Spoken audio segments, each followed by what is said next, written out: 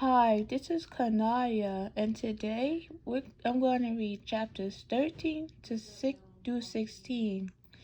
Yesterday I read chapters 9 through 12. So 9 through 12, chapters 9 through 12 was pretty scary. Like, I don't know what would the girls, like the boys, would do something like that. So let's read chapter 13 and see if it's better than it was. See, let's read chapter 13 and see what's chapter 13 is about. So, chapter 13 in the loft. Wally followed his brothers into the house. It was probably true what Jake had said, that his mom wouldn't miss Wally at all.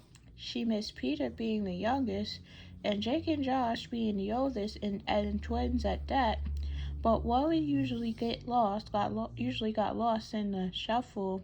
He imagined that if he never came home at all, she might look at Dad someday and say, "Didn't we used to have a son in fourth grade?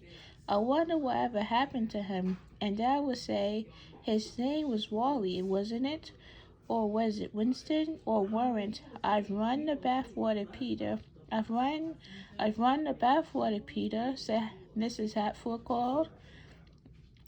"Do you and Dole want to take a bath together? The rest of you boys can bathe tonight, or you could shower in the morning if you rather.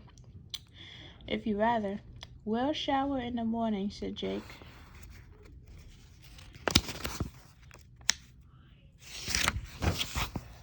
Wally went up to his room with Bill and Danny, but Jake and Steve came crowding in after them. "You have to go talk to her, Wally. Say something so she'll remember you were here," Jake insisted. With a sigh, Wally went back downstairs. Mother was busy making a groceries list in the kitchen. "I've never seen food disappear so fast in all my life," she said to no one in particular. You think we were feeding a pride of hungry lions?" Trying not to think of lions, Wally cleared his throat. "What is it?" his mother asked, scarcely looking up. She was checking how much bread was left in the bread drawer. I think maybe we need more blankets in my room," Wally said, not knowing what else to say. "Well, you know where they are. Help yourself," his mother replied. "And then, if they're all taking, Wally, get the African off the couch. Come to think of it, we use every pillow in the house, too." "Well, good night," Wally said. "I guess I'll go to bed." "Bread, eggs, orange juice, what?" Miss Haffle asked distractedly. "Good night," Wally repeated. "Oh, good night. Don't forget to open your window," his mother said. So his mom is making a list of things that they need from the grocery store. She was firm believer in fresh air, especially when 9 boys with smelly sneakers were all residing up under her roof. Wally went slowly back upstairs. "Okay," Josh whispered, pulling him into the twins' bedroom when the boys were waiting, all but Peter and Dog. "You better take Dad's old Parker with you, just in case you get cold." "Flashlight, whistle. What's that for?" asked Wally. "I don't know, just in case," Josh said. Wally felt sick to his stomach, but with everyone watching, he dared not show it. "Maybe one of us better go with him," said Josh. "No," said Wally. I can do this by myself. I could do this myself." I was ready at last, with flashlights, whistles, popcorn, water bottles, and two payday candy bars. "If you trap him, come back immediately and tell us." Steve insisted as Dan and Bill studied Wally's admiringly. We want to be there when the photographers show up. Just throw sticks at our window or something, and we'll come right down," said Josh. They hustled Wally over to the window and helped him climb onto the branch of the tree. Wally felt like a fireman, protective gear sliding down a pole in a firehouse, except there was no truck to ride at the bottom, no bodies to go with him.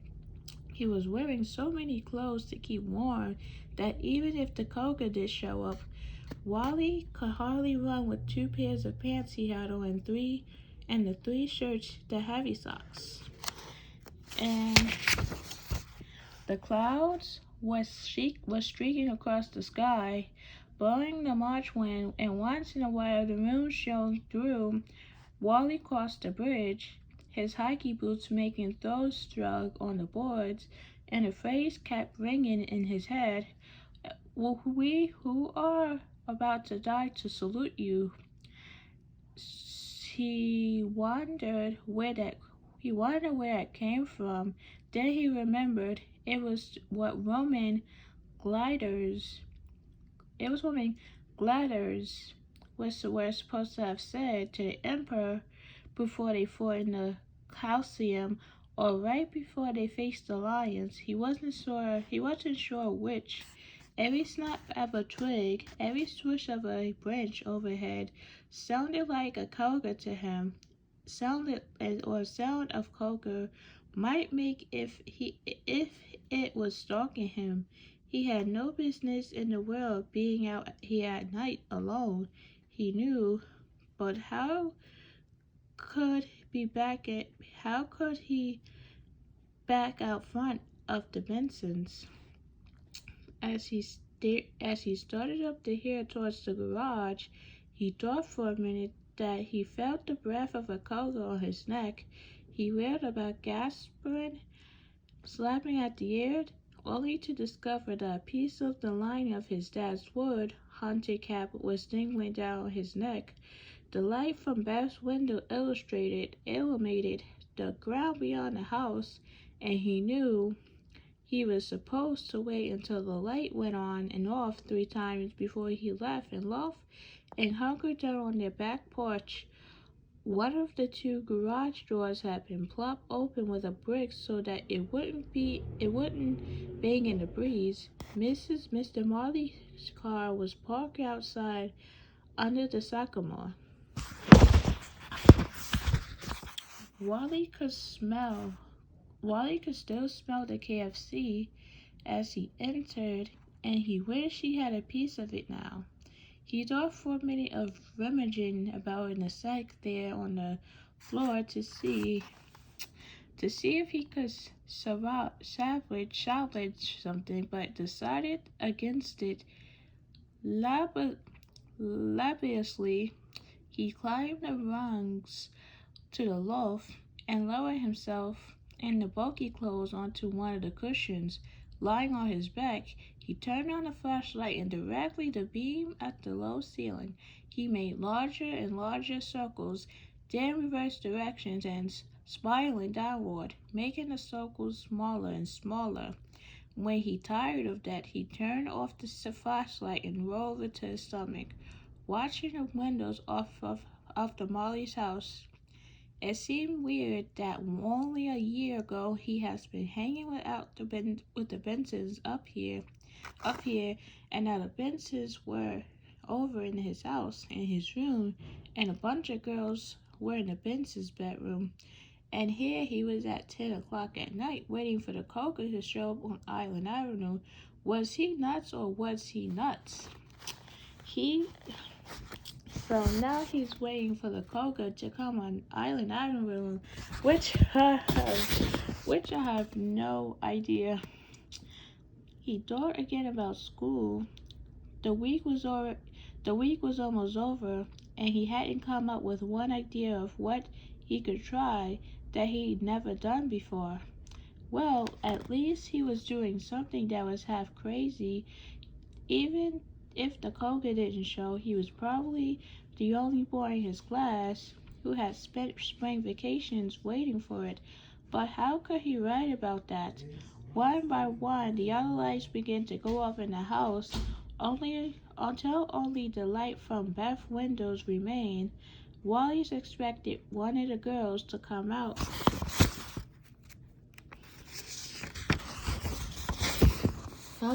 soon with the chickens, and when minutes passed and no one came, he turned on the flashlight again and began to make zigzag lines along the wall. He thought he heard a noise and paused. Was it a huff, a puff, a grunt, or a growl? He turned off the flashlight again and looked out the window. Caroline was standing perfectly still on the back step. One hand on the railing, one foot in the midair. She looked like a statue in the park, the way horses will often scoff when one raised her hoof. Hey, Caroline, what are you, a horse? Wally wanted to call out, but of course he didn't. Suddenly below him, he heard the sound of a paper sack rustling just as suddenly. Caroline came rushing down the steps and over the garage. Wally heard the bang of the garage door and he clicked off the metal latch. He stopped breathing because the next thing he heard was a huffing sound from below. A soft, almost inaudible pacing, and every so often a rump, as though someone or something was throwing its body against the door of a garage, as though someone or something was trying to get out. And then Wally knew he was trapped in the garage with the Koga. He started to yell out. He started to yell out the window to Caroline, but his voice stuck to his throat. Was he crazy? Did he want the Koga to know he was up here? Wally's heart pounded so violently he thought he would beat right through his chest. As long as he was quiet, he told himself, as long as he hardly even breathed, the big cat would let him be, maybe, and then his heart almost stepped a second time. Cat. A Koga was a lion, a cat. And cats could climb. The chicken hadn't even been put out yet. The Koga must have smiled the leftovers. KFC. It would be angry that there was nothing left to eat. There was nothing much left to eat. Angry that it haven't trapped, and there was no whole chicken to eat. Maybe a boy would do. If it didn't have to see, Wally didn't have to hear them. All he had to do was get a whiff of Wally half-foot, and it wouldn't be climbing those rungs to the loaf in an instant. Wally's mouth was wide open in terror. This was not what he wanted to do for Mrs. Applebaum. This is the way he wanted to die. He had always thought death might come by avalanche on a mountain climbing trek, or in a fighter plane drone in battle, or that he'd be a sailor sunk at sea. He thought he'd be giving a hero funeral with drums and bagpipes and long rows of mowers following his casket. He did not want to be found torn limb from limb in the loaf of an old garage with all his fingers and toes nibbled off. He did not want his parents saying, "Didn't we have a boy who looked something like Didn't we have a boy who looked something like that?" Before the Koga ate his chin, Caroline had to know he was up here. Wally stared desperately out the window, but all he could see was the back door of the house that the Caroline had run inside and closed it. Was she going to visit till morning to tell anybody?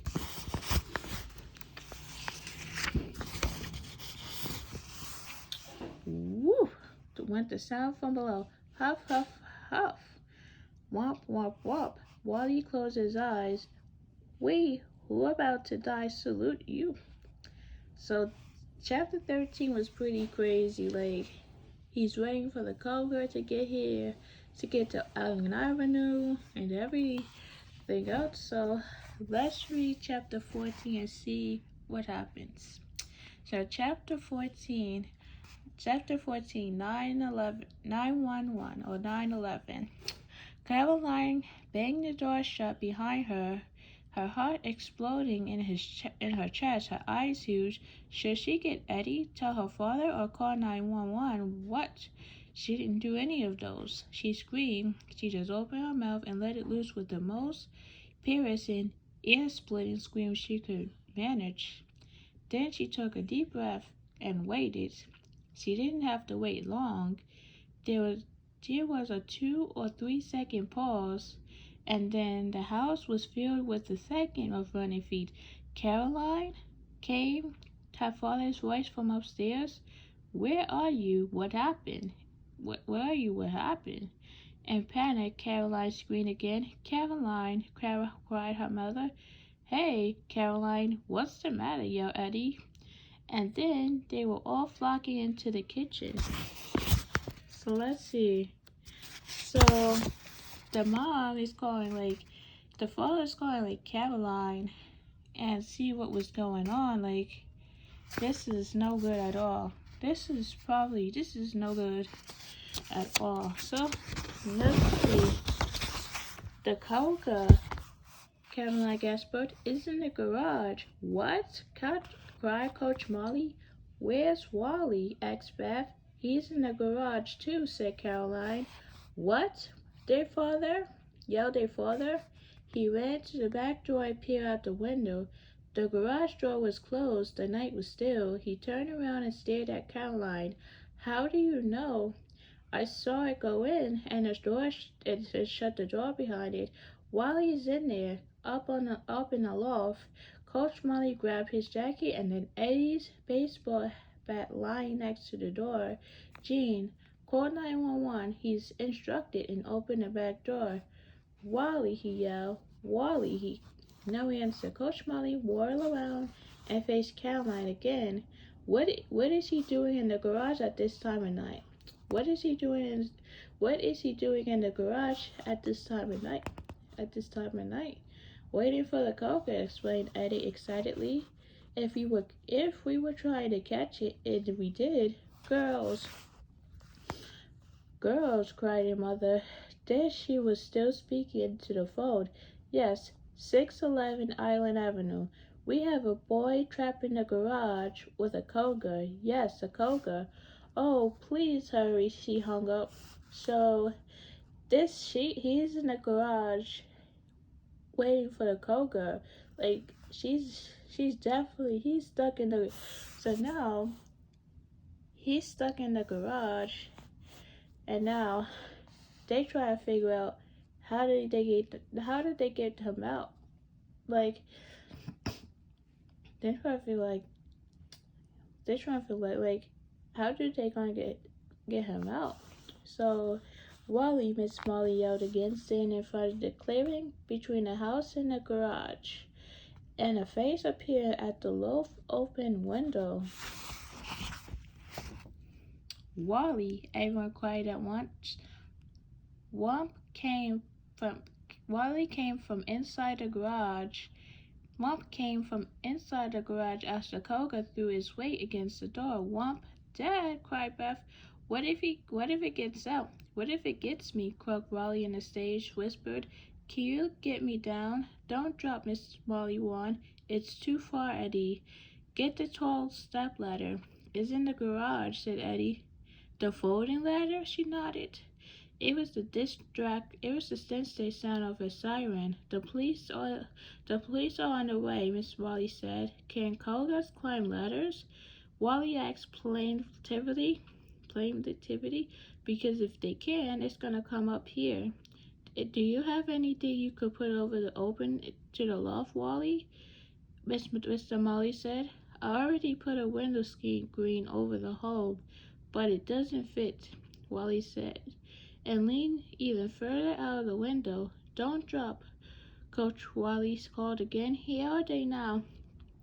A patrol car, lights flashing, came speeding across the road bridge at the end of Island Avenue, followed by a fire truck and a rescue vehicle. As they rolled into the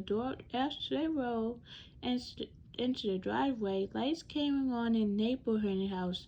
Two policemen got out and came over.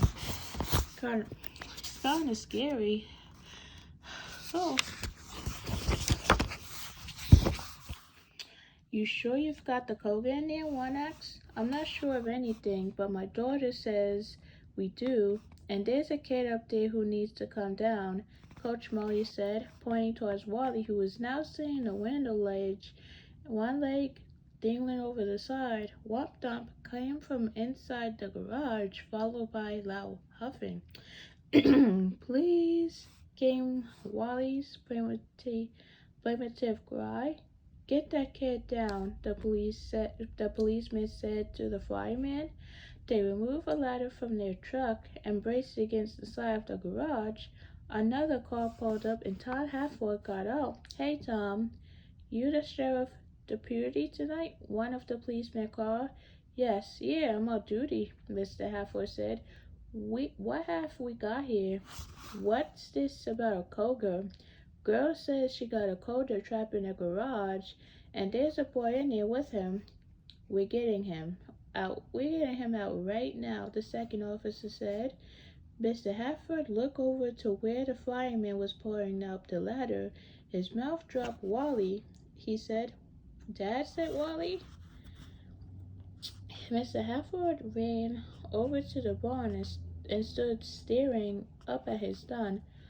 Hold on there now, said the fireman, who was climbing the ladder. You one brave kid, and you're doing just fine. So when he reached so at least the policeman finally got him out of the garage. So when he reached on top, he got it. Wally's foot went off the steel and on to the second rung. Then the fireman bugged Dad back down with Wally in front of him. Tom Halford walked over to George Molly. If I lived to be 100, I would never understand our kids, he said. We won't even live to be 100, Tom, with them around. I lost a year of my life tonight just thinking about Wally and there with that animal, says Coach Molly. Trying to catch a Koga, they said. But both men gave Wally a hug when he reached the ground. Whomp whomp, the sounds from inside the garage was getting louder, and everyone could hear the Koga breathing. Anybody got a twin grizzly gun? One of the policemen asked. And one of the men asked. He looked over at the man from the rescue squad. Fred not, one of them said. A gaggle of boys appeared, running up the hill from the river. Jake and Josh and Danny and Bill, Steve and Tony and Dog and Peter, still wearing his bunny slippers. Mrs. Hatfield, with an overcoat thrown on top of her nightgown, was not far behind. They got there just in time to see Wally descend the ladder. Wow, what happened? Asked Steve. We got the Koga, yelled Caroline. I locked him in the garage, but then she lost control. Oh, it was so awful. He almost had me by my throat, but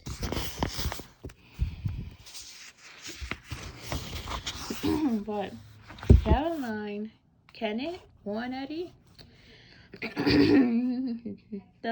The policeman spoke into his radio, asking the dispatcher to send an animal control truck with a 10-quick gun. Then a car pulled up with a photographer and a reporter from the newspaper, and they came right over to where Wally and Caroline were standing. Who actually captured a Koga? The reporter asked the photographer adjust his camera. We all did, said Eddie. We all planned it. Even though Caroline was the one who locked the garage door, so we all get the credit. Do we? The reporter asked. And everyone took turns telling the story.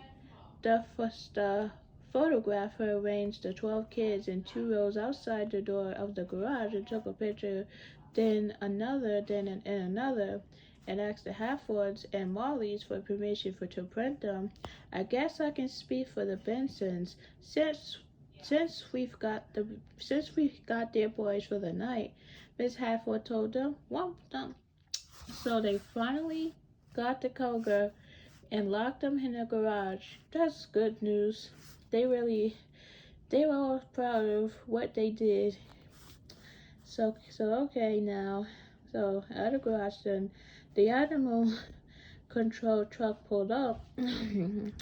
Okay now, that animal control truck pulled up.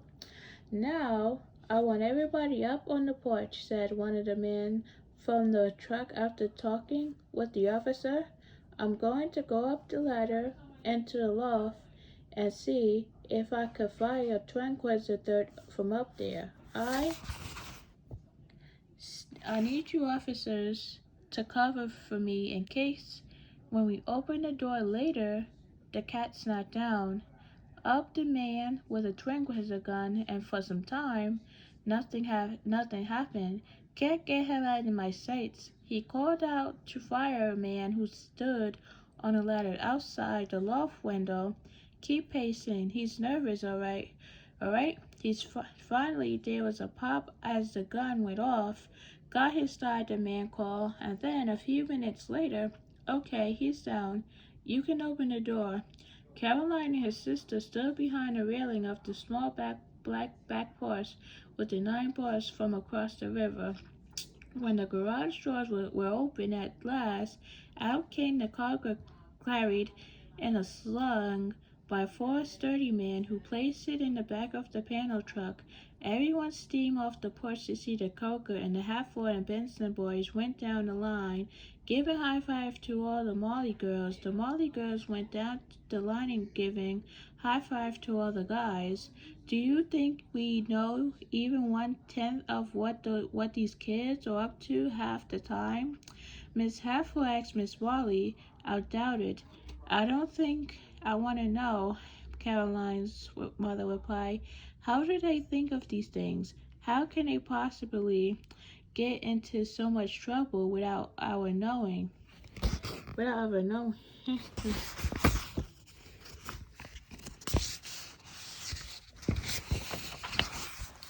So that wasn't trouble at all, Caroline crowed. We caught the culprit and saved Buckman. She dramatically raised her arms in the sky, and the next thing we know, you'll say you saved Western civilization, said her mother. Come down from whatever planet you're on, Caroline Lenore, and go to bed. It's been quite a day. So now, chapter 14, it was pretty crazy at the beginning. Chapter 14, it was kind of crazy at the beginning when the boys got stuck in a garage with a cougar, and then the dad and the father had to call the police, call the sheriff, and then try to get the kid down. And then the kids got saved down. He got saved down by the police because that cougar was known to. It's no longer around. They got the cougar, so that's good. That's good news. That's good news. So chapter 15, the Great Hullabaloo. The Great Hullabaloo. Cougar captured by kids ran the random headline in the newspaper the next morning. The boys had the pages spread out across the breakfast table. Oh, how Wally wished they were in school right now so that he could tell all about it. There under the headline were a photo of 12 kids, including Peter in his funny slippers. The Benson boys were black in together. Well, the girls did help a little. They had captured the beasts that had stalked Buckman since last November. He imagined staying up before Miss Applebum the whole class, and recounting that terrifying ordeal in the garage. He had done something he had done something he had never done before, something no one would ever do again probably. Then he thought of Caroline, who would stand up next and tell how Caroline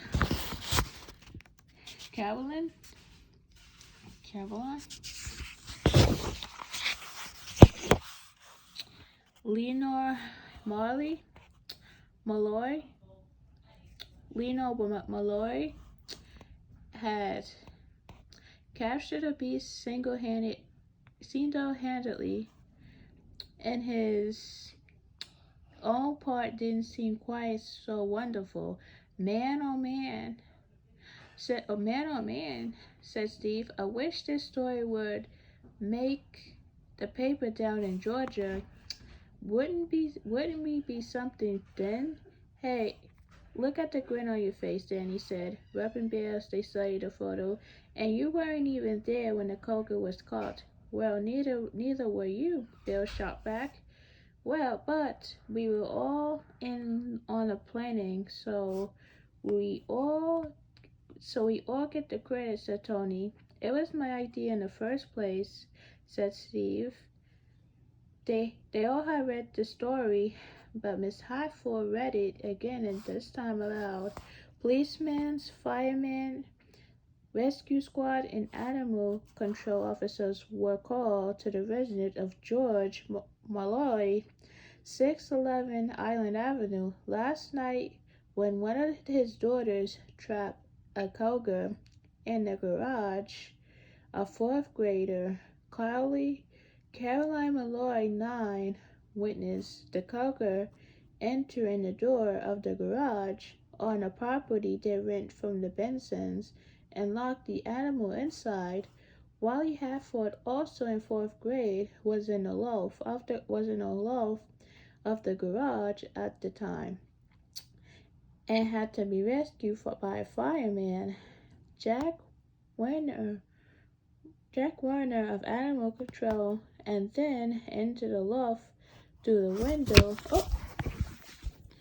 window, and tranquilized the intagitate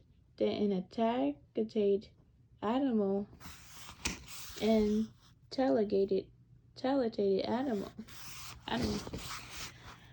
The cougar is believed to be the same elusive creature, though the Abigach, which has stalked residents of Buckman for the past several months. It is thought to be responsible for the death of several area's pets. The Molly girls, in conjunction with the Hatfield boys and the Vincent Benson brothers, presently of Georgia, had hatched a scheme for capturing the cougar. Authorities believe the animal was drawn to the garage by the smell of a fried chicken dinner, and the children had consumed several hours earlier in the garage. We don't condone any private citizens taking upon himself to capture a wild animal, Officer Luhansen said. Cougars are dangerous,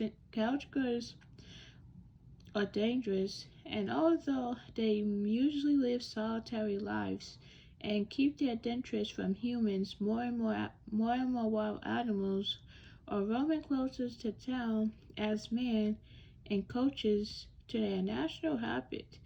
Closures, of course, are rare in West Virginia, and it's possible that this one was owned by someone who had no license to harbour a wild animal and who did not want to notify authorities when a cougar escaped. We're just grateful that the ordeal is over and no one was hurt, but we've got to give the kids credit for quick thinking. Mr. Hatfield, however, was about to credit anybody that now that his son was safely home again, he thought of it all that might have happened. So, let's see. Wally, what were you thinking? He demanded. That I was about to die, when Wally answered simply. The cougar could have killed you, meaning you forever. Miss Highfield looked around at the table at his 3-year-old son. I don't know whether go ground you for a month or send a whole lot of you to Siberia. Siberia, I don't know what that place is like, that state. I don't know if it's a different state or a country. I don't know. It was Jake who showed the quick thinking now. How about if we put him in 10 hours at the police station, mopping floors or washing windows or whatever they need us to do, he suggested. Anything was better than grounding. Sold, said his folder. I'll tell them you're coming, but what I don't understand is if you boys were going to try a Crocker stunt like that, why, Wally? Why not one of you older boys? Read your name, said Jake, and Wally got picked. Miss Hatford suddenly swooped down and put her arms around Wally as he took another bite of Cocoa Puff. Oh, Wally, if anything had happened to you, I don't know what I would have done, she murmured. I'll miss you so much. Wally Wally stared straight ahead as she planted a kiss on his cheek, and his brothers giggled. She missed him. She missed him. She would actually miss him? She almost sounded as though she missed him more than anyone else in the family. Mr. and Mr. Benson arrived shortly after that, having heard the early morning news. Miss Benson was still in her slippers. My gracious, is everyone all right? She cried. We put them together for 5 days. Tom, and look what happens, Miss Benson, giving each of his sons a grateful hug. They're in the newspaper, on the radio, TV. That works. TV, yep, Danny delightfully. It was on the early news, and Daryl repeated again at 8:30, said his mother. Well, I'm staying home from work today, so I'll see it too. Miss Hatford turned on the TV and they watched 6 commercials before the local news were repeated. The Cougar captured yesterday in the garage at 611 Island Avenue has been checked over by wildlife experts and is on its way to a remote area by the Smoky Mountains, where it would be set free, the commander said. Its capture was part of the screen by 12 local children trapped the animal, and though things didn't go quite according to plan, the cougar was locked in the garage long enough for an animal control officials to tranquilize it and remove it from the premises. Buckman selects the 12 Puckley kids who hatched the screen, but final words from the mayor said, it's okay this time, but don't let it happen again. So they making this news about this, how the kids trapping the cougar at the garage. Like this happened last chapter that we read. So they talking about like they capture the kids. They talk about based on what was going on in chapter 14. That looks similar to. So this looks like similar than what was going on in chapter 14. So now, let's see. Can we go to the Mollies now? Steve asks. We want to show them the newspaper.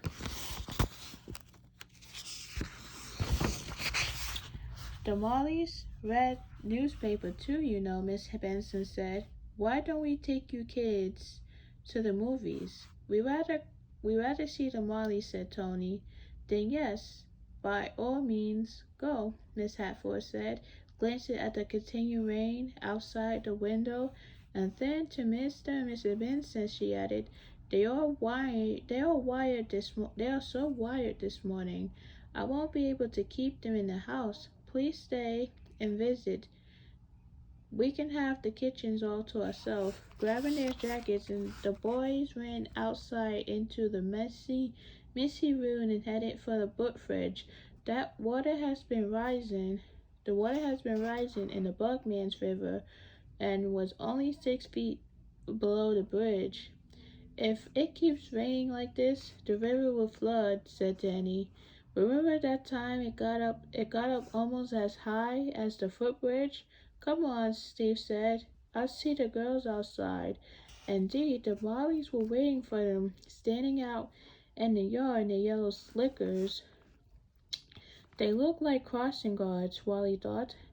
He had only came over here before he only had came over here because the other guys wanted to come, but he knew that Caroline would be unbearable. She was. Did you see? She called excitedly, running forward to meet them. "My picture's right there on the front page, and we're on the front page, Caroline," said Eddie. "Pipe down, will you?" So, what do you think? Was it a good idea, or wasn't it a good idea, Steve Fred? "Okay, it was a good idea," said Jake irritability. So let's see.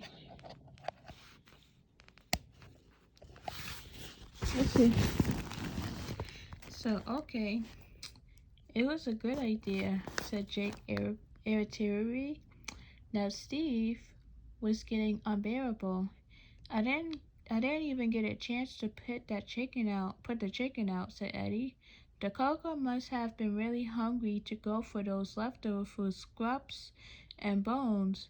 The 12 of them moved inside the garage to keep dry. "Wally, weren't you scared up in there in the loft?" Beth asked him.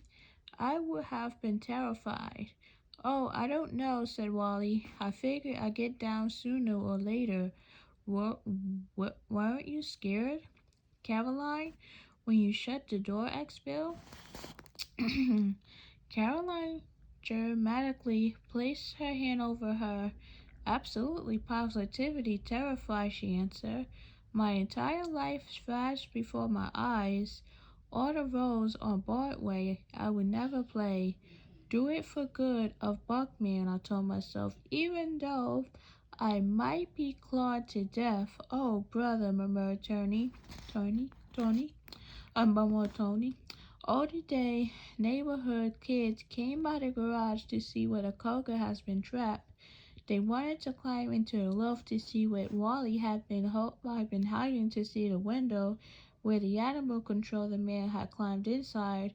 Caroline sat at the back of the garage, holding court like a queen, and all she would say when friends asked if she had been scared was, absolutely, positivity, terrified. Let's see. So now, seasickness, said Beth. Do something, Eddie. Do something, Eddie." "Hey, Caroline," Eddie said. You know what we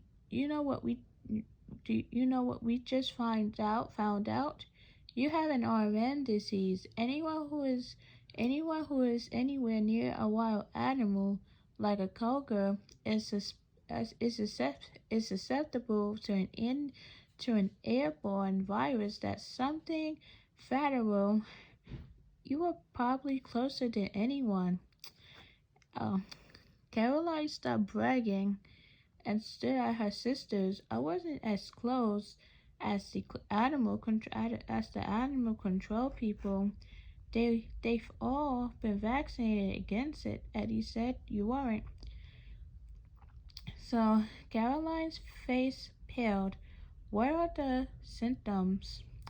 "Rapid heartbeat, excitability, flushed face, sweating hands, delusions of grandeur."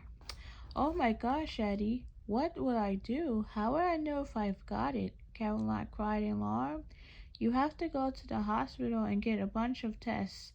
They stick a tube down your throat and take about 20 blood samples and put wires in your ears and everything." "What is an Armand disease?"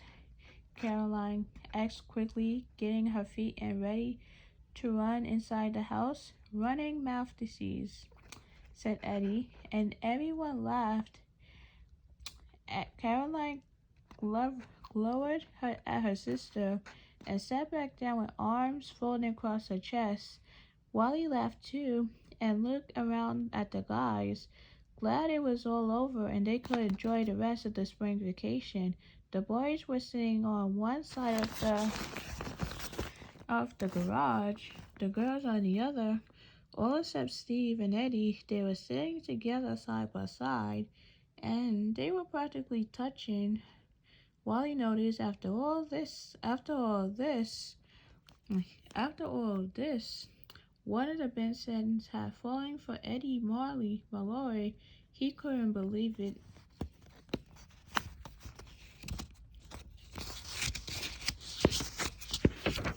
And now, see, chapter 15 wasn't bad. It was like they saw the local news about the kids captured getting the Koger, and the parents and the policemen have to get involved. So now, let's see. Chapter 16. Goodbye. This was the most exciting spring vacation we ever had. Beth declared on Saturday as the girls worked to steal more rain on the roof. Even though I felt like I'm turning into a mushroom, will this rain never stop? I'm going to miss Steve, I think, when the Benson's going back to Georgia, said Eddie. What? Cried Caroline. I will. He's the nicest Benson of all. Well, I'm going to miss all the assignments, says Caroline, but at least I finished my school assignment and the newspaper story makes a new page for my resume when I become an actress.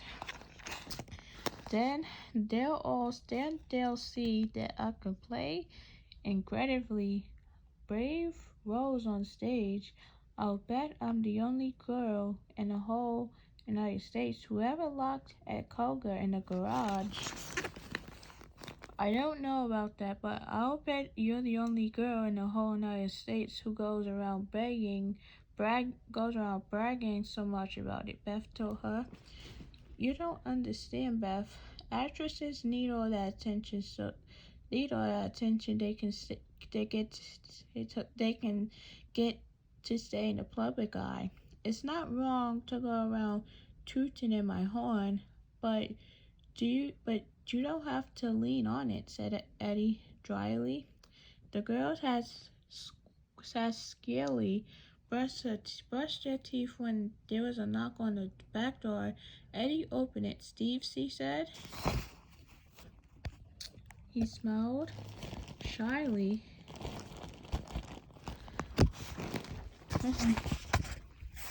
So, Eddie smiled. He smiled a little shyly. Just came over to say goodbye. We'll be leaving in a little while. Goodbye, said Eddie. Why you just got here practically? So, Eddie's getting ready to leave. She saw the other boys coming across the yard behind him. I know, but Mom wants a day to get the laundry done and everything before we start back to school, Steve said. So, we're going home this morning.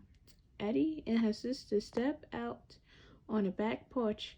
We didn't get to do half of the stuff we really wanted, Caroline explained. We didn't either, though, picked up. We're going to wave sheets in front of your window and make you think it was a ghost. Shut up, doggy, Peggy told him. And Steve was going to slip a note under your door, said Peter. Shut up, said Steve. His face turned pink. Eddie's did as well.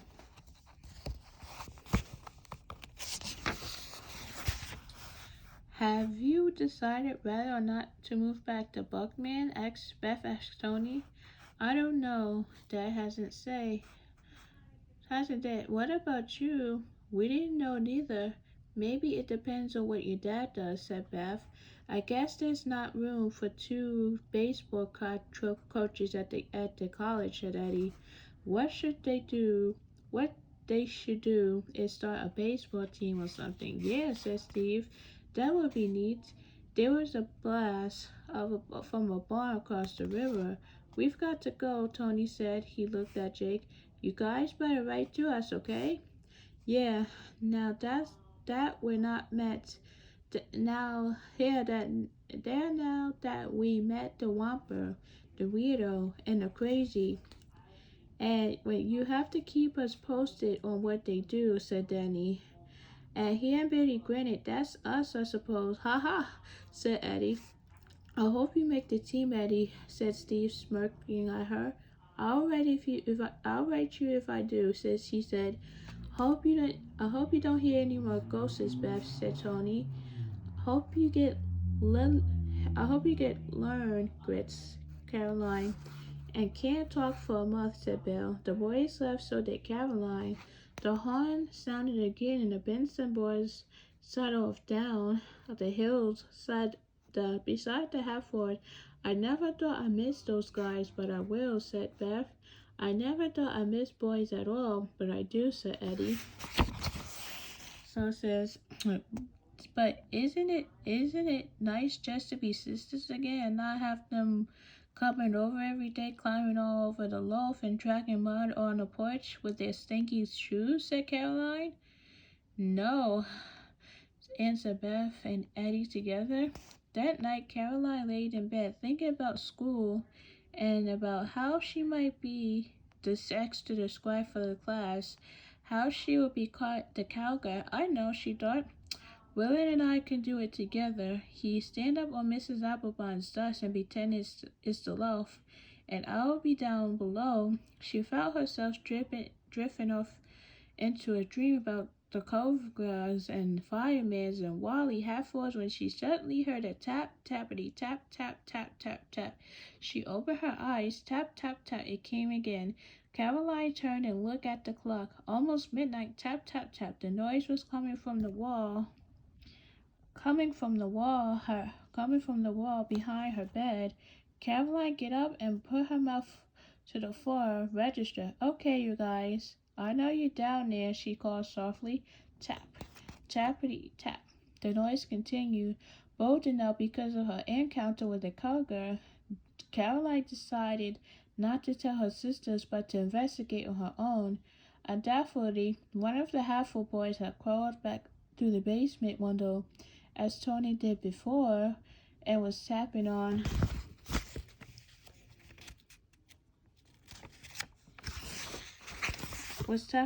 the water pipes to make her think the house was haunted for sure.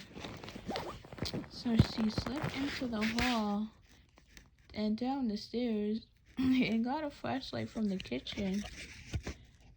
Then, without turning on any lights, she opened the basement door and stealthily stared down the stairs. 1 step, 2 step, 3 step, 4. She waited until she got to the house. 1 step, 2 step, 3 step, 4. She waited until she got to the bottom before she snapped on a flashlight.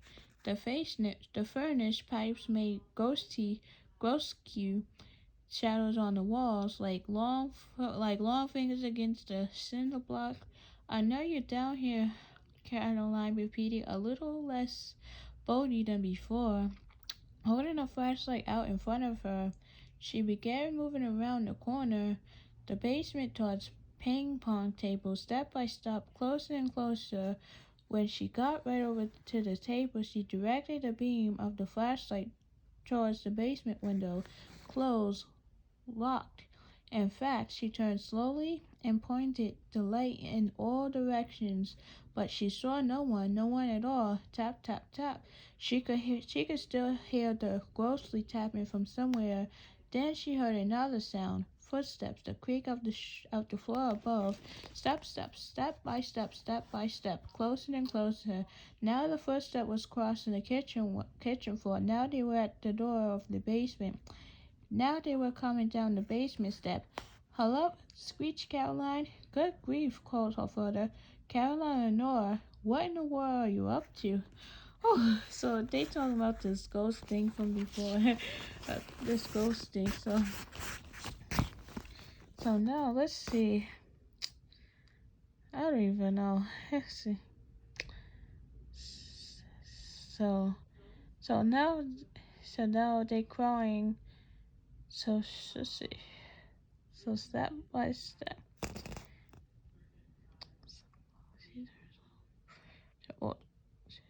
So she said, good greed. So now, oh, Dad, I heard a noise, a gross tapping. So she heard a noise too. So I heard, and I thought the house was haunted, or the boys went back, or we got a leak in the roof from all the rain. Water's running down inside the wall and hitting a here, Duck. That's all, her father said. Betty and Ed appeared behind him in their pajamas and bare feet. What is it? What's the matter? They asked. Your sister imagination is on the loose. That's what, Coach Malloy. Caroline, could you possibly make the effort to forget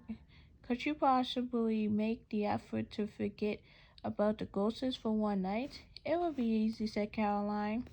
Do you think it's too much to ask you that you can stay in your bed till morning? I suppose not.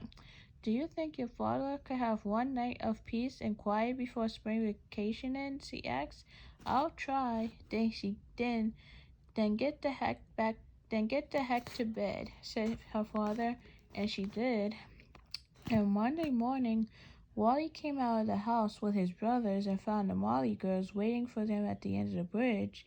They used to go out back to school together now. And Jake and Josh felt, and besides Beth and Eddie, while Peter skipped happily on ahead, that left Wally across to walk with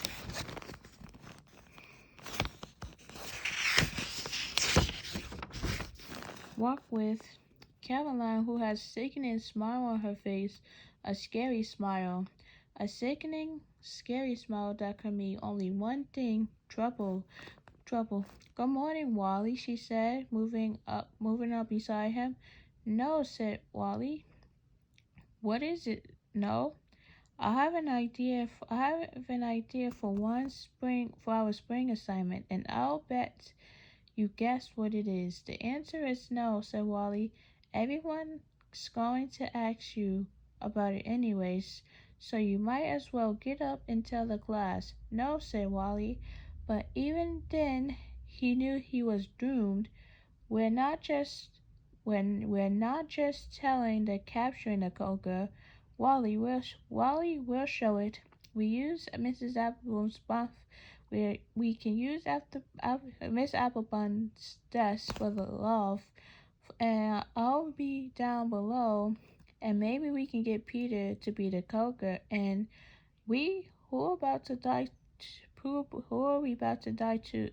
We're about to die salute you, Wally said to herself, smiling a little bit, but he kept his eyes on the road ahead. So on the right, it says about the author. So before I read about the author, chapter 16 is like when they stop packing up and get ready to go home to go back to school on Monday. So, and it's like they spent a whole week. They spent a whole week with the girls, and they just playing like how to capture the cold girl, or they just like Wally told a story like how they captured the cold girl and how they use so now so that's what the assignment was before they off before we off for the before they get off before they while they off for spring break. So now it says about the author. Phyllis Raynoy's Mayer enjoys writing about the Hatfield boys and the Molly girls. The birth takes place on her husband's home state, West Virginia. The tongue of Buckman in the stories is really Buckahanic, where her husband spent most of his growing up years. There are now 7 books in the series. The boys start the war. The girls get even. Boys against girls. The girls' revenge. A traitor among the boys. A spy among the girls, and the boys return. And Miss Nair plans to write 5 more, one for each month that the girls are in Buckman. Though who knows whether or not they will be moving back to Ochi at the end. And although who knows whether or not they will move back to Ochi at the end. Phyllis Nayar is the author of more than 100 books, a number of which they are set in West Virginia, including the Newbery Award-winning Charlotte and the other two books in the Charlotte trilogy. Charlotte Season and Saving Charlotte. She and her husband live in Bethesda, Maryland. So let's see.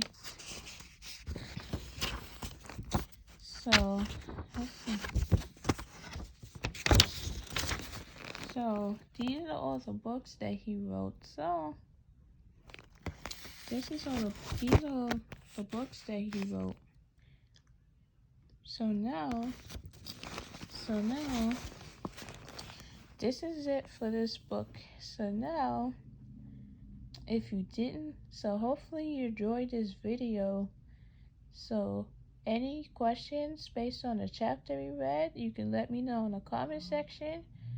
So like I was saying, you can get this book from Amazon, and I can post a link in the description box. So hopefully you enjoyed this video. Hopefully you subscribe, comment, and post a like at my YouTube video.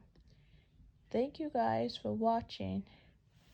So be sure to subscribe this video. Be sure to like this video. Thanks for watching.